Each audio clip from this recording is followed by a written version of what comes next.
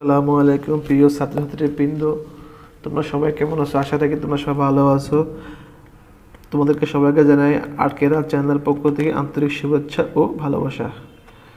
তো এটা আমার নতুন চ্যানেল। আমি মূলত এই চ্যানেলে নবম দশম শ্রেণী এবং একাদশ দ্বাদশ শ্রেণীর হিসাব বিজ্ঞান, ফিন্যান্স, আইসিটি, ম্যাথ সম্পর্কে বিভিন্ন ভিডিও আপলোড করব। তোমরা এগুলো দেখে অবশ্যই অনেক উপকৃত হবা আশা রাখি। তো চলো শুরু করা যাক কথা না বলে। আমাদের প্রথম ভিডিও, এই চ্যানেলের প্রথম ভিডিও আমরা আজকে আপলোড করব।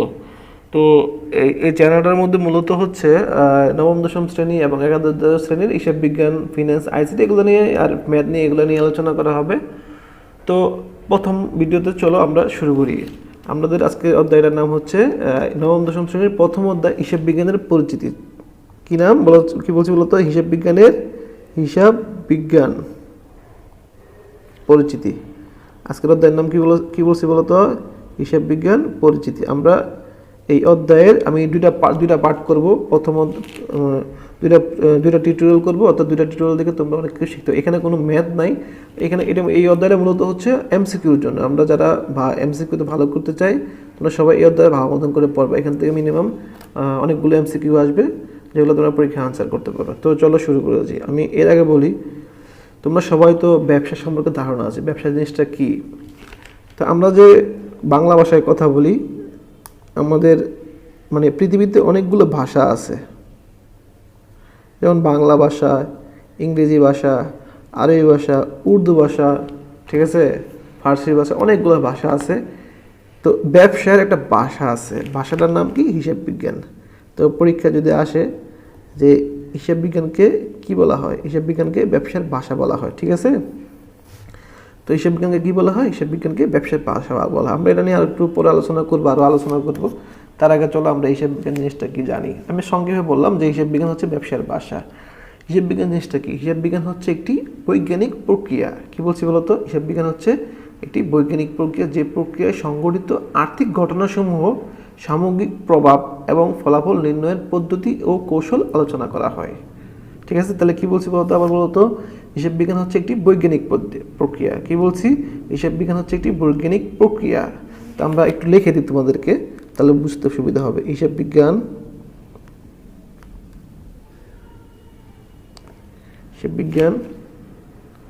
হচ্ছে একটি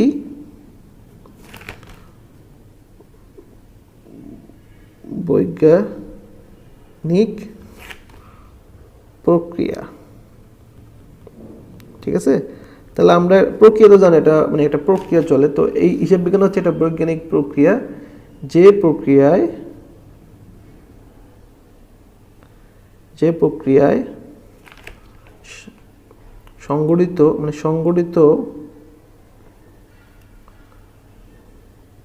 সংগঠিত আর্থিক ঘটনা, এখানে আমরা বলি সংগঠিত আর্থিক ঘটনা সমূহ, কি বলছি বলতো? হিসাব বিজ্ঞান হচ্ছে একটি বৈজ্ঞানিক প্রক্রিয়া, যে প্রক্রিয়ার সংগঠিত আর্থিক ঘটনা, সামগ্রিক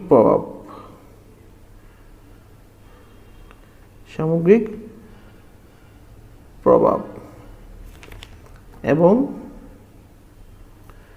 ফলাফল নির্ণয়ের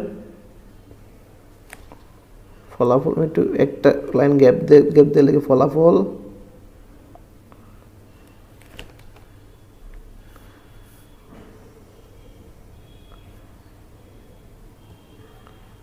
নির্ণয়ের পদ্ধতি ও কৌশল আলোচনা করা। তাহলে আমরা এখানে কি বলছি? হিসাব বিজ্ঞান হচ্ছে একটি বৈজ্ঞানিক প্রক্রিয়া, যে প্রক্রিয়ার সংঘটিত আর্থিক ঘটনাসমূহ, সামগ্রিক প্রভাব এবং ফলাফল নির্ণয়ের পদ্ধতি এবং কৌশল আলোচনা করা হিসাব বিজ্ঞানে। হ্যাঁ, তো এর ব্যবহারকারী কারা? মূলত এটা ব্যবহারকারী হচ্ছে দুইটা পক্ষ। দুইটা পক্ষ। একটা হচ্ছে অভ্যন্তরীণ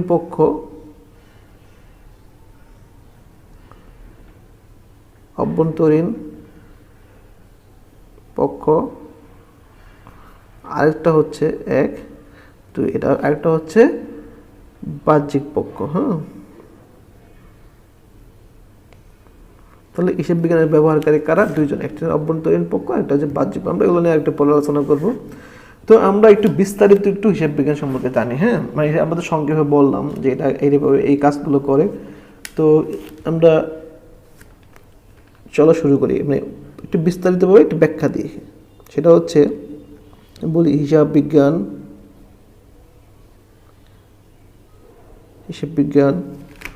হলো এমন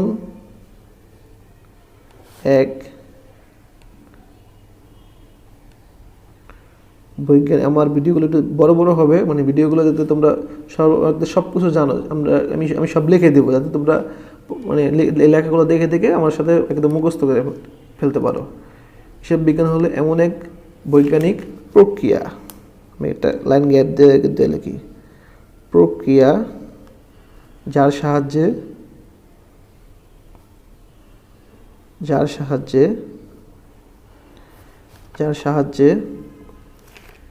কোনো ব্যক্তি বা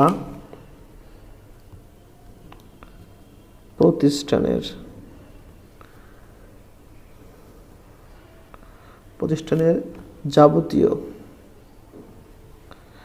তাহলে আমরা কি বলছি? হিসাব বিজ্ঞান হলো এমন একটি বৈজ্ঞানিক প্রক্রিয়া যার সাহায্যে কোনো ব্যক্তি বা প্রতিষ্ঠানের যাবতীয়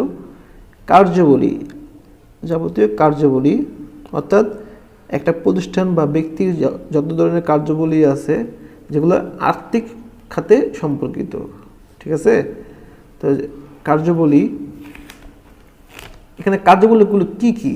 যেমন ধরো, তাহলে আমি এবার বলতে, হিসাব বিজ্ঞান হলো এমন একটি বৈজ্ঞানিক প্রক্রিয়া যার সাহায্যে কোনো ব্যক্তি বা প্রতিষ্ঠানের যাবতীয় কার্যাবলীগুলো কি কি?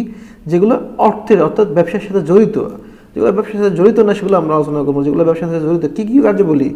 যেমন ধরো খরচ পরিশোধ, একটা ব্যবসার খরচ কীভাবে পরিশোধ করে, আয় কীভাবে আদায় করে, তারপরে সম্পদ ক্রয় বিক্রয় কীভাবে করে, তারপরে পণ্য ক্রয় বিক্রয় কীভাবে করে, তারপর দেনাদার হতে কীভাবে টাকা আদায় করে, আবার পাওনাদারকে টাকা কীভাবে পরিশোধ করে, এই ধরনের অনেক ধরনের আর্থিক ঘটনা, মানে কার্যগুলিগুলো আছে, এগুলো আমরা যাবতীয় কার্যগুলো, অর্থাৎ এই কার্যগুলিগুলো এই সুষ্ঠুভাবে, অর্থাৎ আমরা কি বলছি? হিসাব বিজ্ঞান হলো এমন একটি বৈজ্ঞানিক প্রক্রিয়া যার সাহায্যে কোনো ব্যক্তি বা প্রতিষ্ঠানের যাবতীয় কার্যবলী কি কি কার্যবলী? যেমন আমরা এই খরচ পরিশোধ করা, ঠিক আছে, আয় আদায় করা, সম্পদ ক্রয় বিক্রয় করা, পণ্য ক্রয় বিক্রয় করা, দেনাদার হতে টাকা আদায় করা, আবার পাওনাদারকে আমরা টাকা পরিশোধ করা। এখানে দেনাদার জিনিসটা কি আর পাওনাদার জিনিসটা কি, আমরা এগুলা পরবর্তীতে আলোচনা করব। কার্যবলী সুষ্ঠুভাবে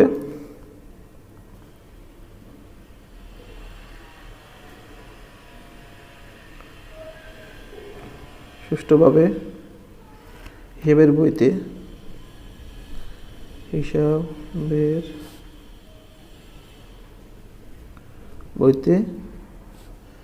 লিপিবদ্ধ করা এবং এই যে আমি কি বলছি? হিসাব বিজ্ঞান হলো এমন একটি বৈজ্ঞানিক প্রক্রিয়া যার সাহায্যে কোনো ব্যক্তি বা প্রতিষ্ঠানের যাবতীয় কার্যবলীগুলি কি কি? খরচ পরিশোধ, আয় আদায়, সম্পদ ক্রয় বিক্রয়, পণ্য ক্রয় বিক্রয়, দেনাদারকে পরিশোধ, দেনাদার হতে আদায় এবং পাওনাদারকে পরিশোধ ইত্যাদি সুষ্ঠুভাবে একটি হিসাবের বইতে লিপিবদ্ধ করা, এবং এই যে ঘটনাগুলো, এই যে যাবতীয় কার্যবলীগুলো, এবং একটা নির্দিষ্ট সময়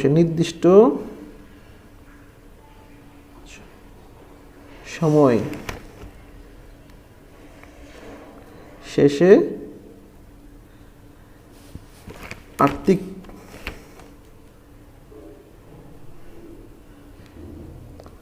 আর্থিক ফলাফল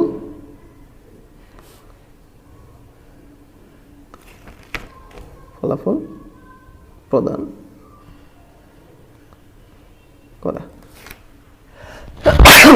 সরি, আলহামদুলিল্লাহ।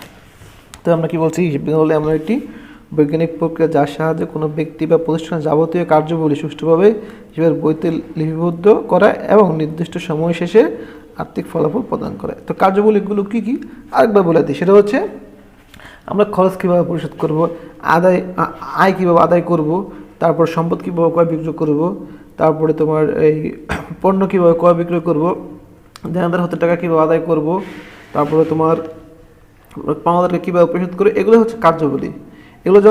এগুলোকে আমরা সংগঠিত হওয়ার পর নির্দিষ্ট সময় একটা সুষ্ঠুভাবে হিসাবের বইতে আমরা লিপিবদ্ধ করব এবং নির্দিষ্ট সময় শেষে একটা সুন্দর একটা আর্থিক অবস্থার বিবরণী প্রস্তুত করবে। এটাই আসলে হিসাব বিজ্ঞান, ঠিক আছে। তো চলো আমরা আরো কিছু আলোচনা করি। এখানে আমি একটা তিনটা জিনিস লিখি, দাঁড়াও। সেটা হচ্ছে, একটা হচ্ছে লিপিবদ্ধ,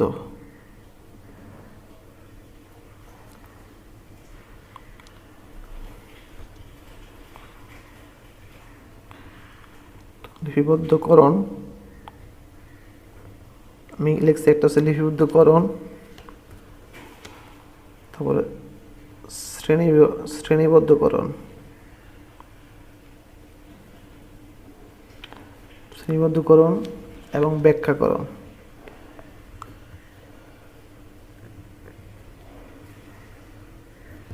দেখো আমি এখানে লিখছি লিপিবদ্ধকরণ, শ্রেণীবদ্ধকরণ, ব্যাখ্যাকরণ। আমরা আর্থিক ঘটনাগুলো সংগঠিত হওয়ার পর ফার্স্টে লিপিবদ্ধ করব, কোনো একটা সুষ্ঠুভাবে একটা হিসাবের খাতায় আমরা লিপিবদ্ধ করব।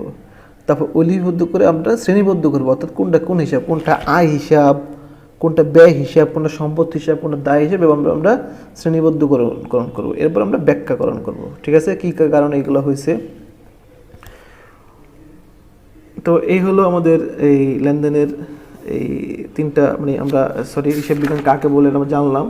তো ওই যে বলছিলাম হিসাব বিজ্ঞানকে ব্যবসার ভাষা বলা হয়, হিসাব বিজ্ঞানকে ব্যবসার ভাষা বলা হয়। এই ভাষাটা কেন বলা হয়, হিসাব বিজ্ঞানকে মূলত কেন এই ভাষাটা বলা হয় আমি একটু বলি। হ্যাঁ, হিসাব বিজ্ঞানকে আমি লিখি এখানে, হিসাব বিজ্ঞানকে ব্যবসায়ের ভাষা বলা হয়, ঠিক আছে।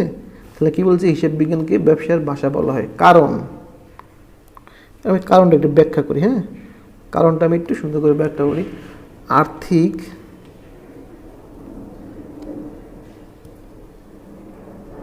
ঘটনাসমূহ, তাহলে আমরা কি লিখছি, আর্থিক ঘটনাসমূহ সংগঠিত হবার পর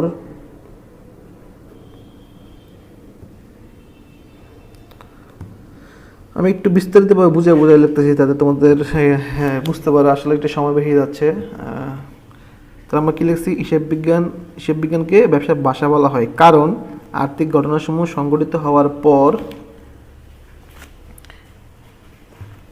হিসাব বিজ্ঞানের সাহায্যে, আমি মতো করে লিখতেছি, হিসাব বিজ্ঞানের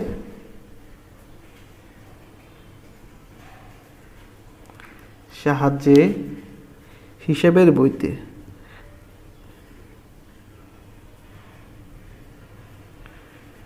বইতে যথাযথভাবে লিপিবদ্ধ করা, লিপিবদ্ধ শ্রেণীবদ্ধ ও বিশ্লেষণ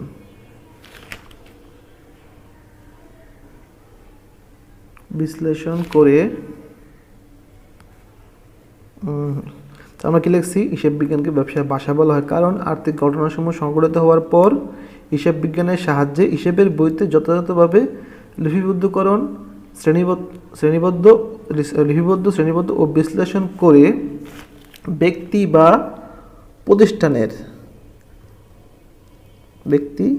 বা প্রতিষ্ঠানের সামগ্রিক ফলাফল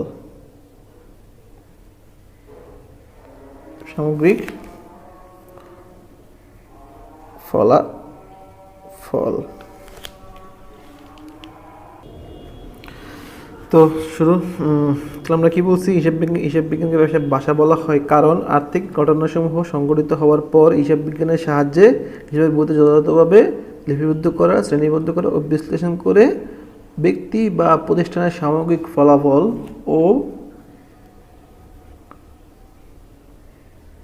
আর্থিক অবস্থার ফলাফল প্রকাশ করা।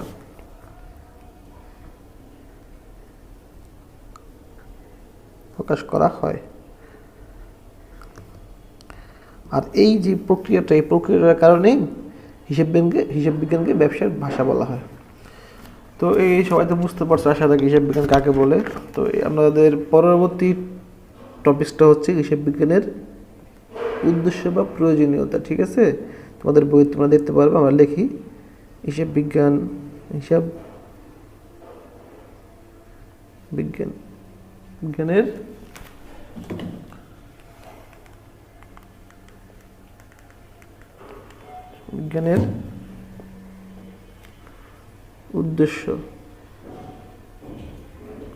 উদ্দেশ্য ও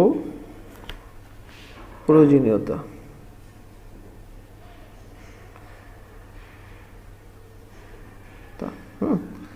আমাদের পরবর্তী টপিকটা হচ্ছে হিসাব বিজ্ঞান। আমি তোমাদের বইয়ে তোমরা একটু আলোচনা তোমরা দেখবা হিসাব বিজ্ঞানের উদ্দেশ্য প্রয়োজনীয়তাগুলো কী কী তোমাদের বইয়ে দেওয়া আছে। তোমরা তারপর আমি এটা বলে দিই।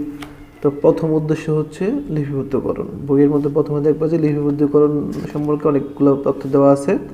তো প্রথম যে টপিকসটা সেটা হচ্ছে হিসাব বিজ্ঞানের অর্থাৎ লিপিবদ্ধকরণ। লেনদেনগুলো সংগঠিত হওয়ার পর আমরা ফার্স্টে লিপিবদ্ধকরণ করব। তারপর দ্বিতীয় অর্থাৎ প্রধান আরেকটা উদ্দেশ্য হচ্ছে আর্থিক অবস্থা ও আর্থিক ফলাফল ও আর্থিক অবস্থা নিরূপণ করা।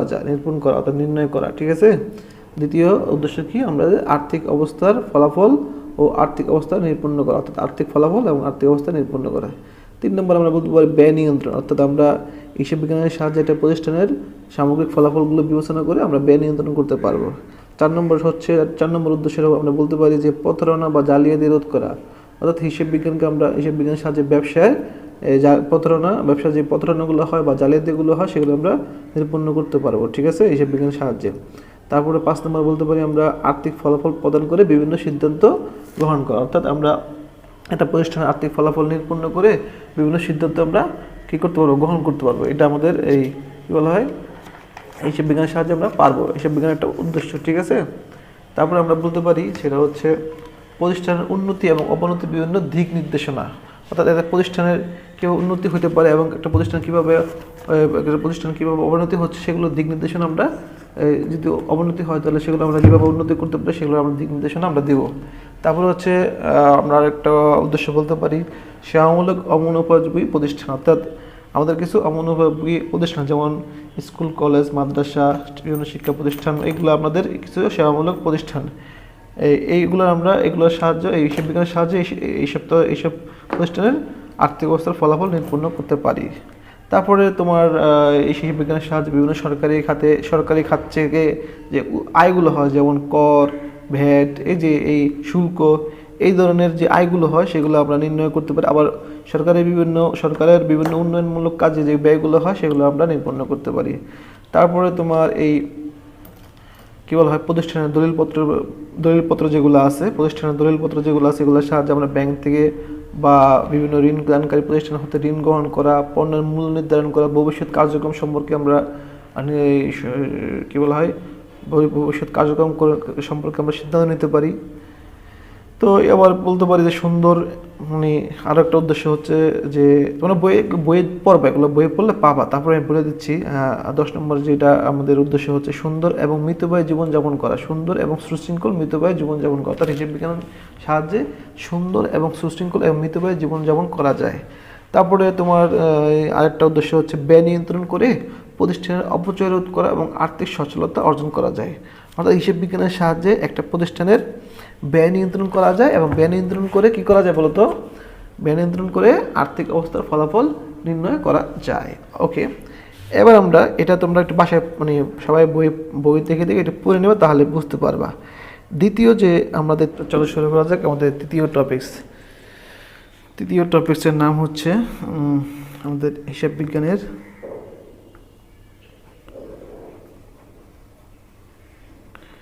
হিসাব বিজ্ঞানের উৎপত্তি ও ক্রমবিকাশ।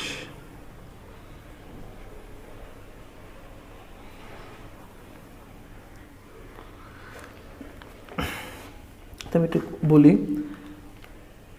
একজন গণিতবিদ ছিলেন, হিসাব বিজ্ঞানের জনক বলা হয় যাকে, তার নাম হচ্ছে লুকা ফেসিওলি। সে 1494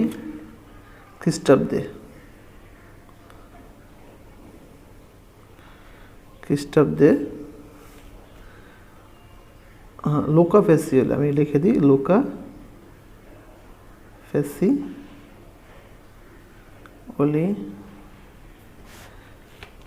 নামে একজন গণিতবিদ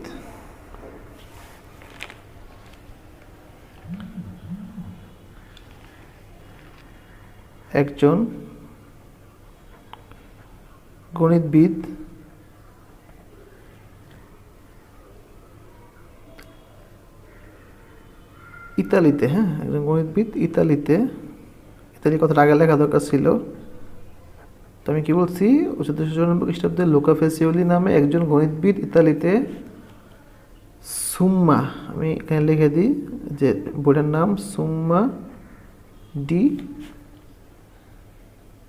অ্যারিথমেটিকা।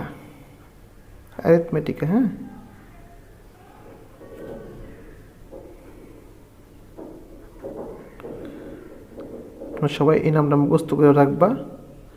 এটা হলো হিসাব বিজ্ঞানের একটা বই, সুম্মা দি অ্যারিথমেটিকা জিওমেট্রিয়া।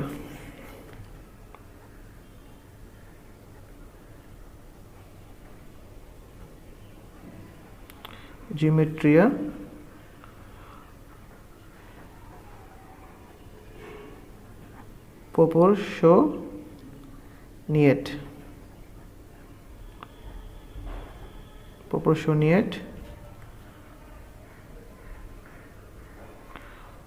প্রপোর্শনালিটা, একটি গ্রন্থ লিখেন। তাহলে এটাকে লেখে লুকা ফেসিওলি কত সালে? 1494 খ্রিস্টাব্দে, ঠিক আছে। তিনি এই বইয়ে একটি গ্রন্থ লেখেন, একটি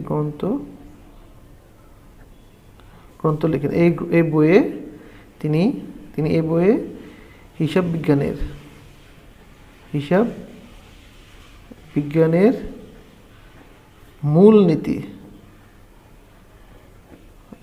মূলনীতি দু